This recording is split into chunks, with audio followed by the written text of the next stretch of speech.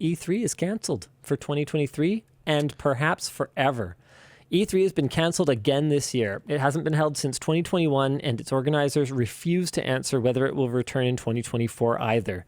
Even prior to the pandemic, many large gaming companies were holding their own separate events before or after E3, starting with Nintendo in 2011, leading to a slow drain on E3's industry cachet.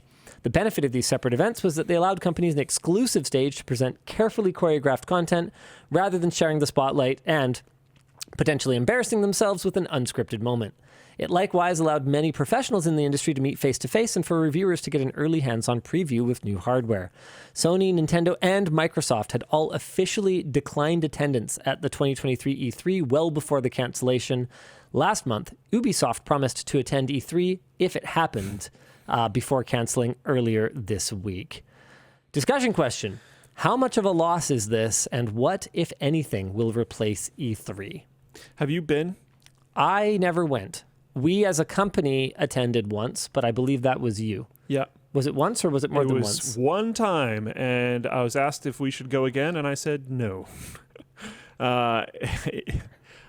Oof, this might be throwing some fire, but what a useless show.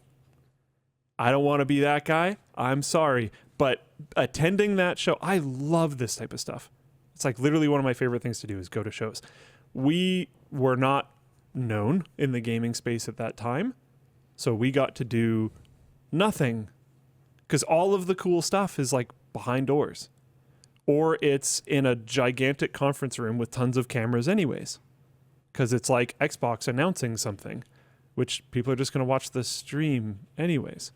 I love these types of shows, but functionally, there's a reason why these companies are stepping out. Exactly like what you just said. Nintendo Directs get huge attendance and coverage. Yep. People watch those religiously. They're crazy about them. The amount of people that are going to be able to walk through the Nintendo booth at E3 is not that high. And if Nintendo has something really crazy to show off, that's borderline unannounced and they have one prototype, they're not going to put it on the floor. They're going to put it behind closed doors anyways. Yep. So it's just ugh.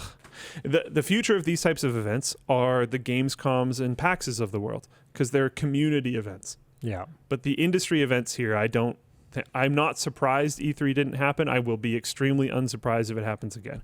And I'm sure I just pissed a bunch of people off by saying the stuff I just said. But back when we went to it, I was already thinking wow, I'm stunned this exists. You see it happening to CES even. And CES is more physical stuff than E3.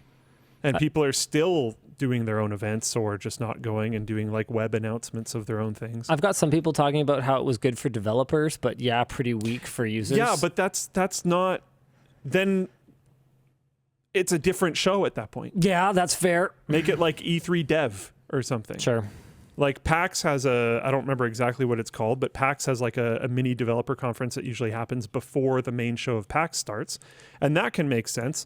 But it's this E3 is set up as this huge public announcement stage, basically.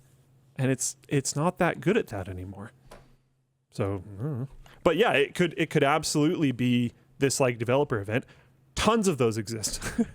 Yes, of course it could do that, but it's not set up that way. I think it is very TV era, and we're pretty out of that now. So, yeah, I'm not surprised.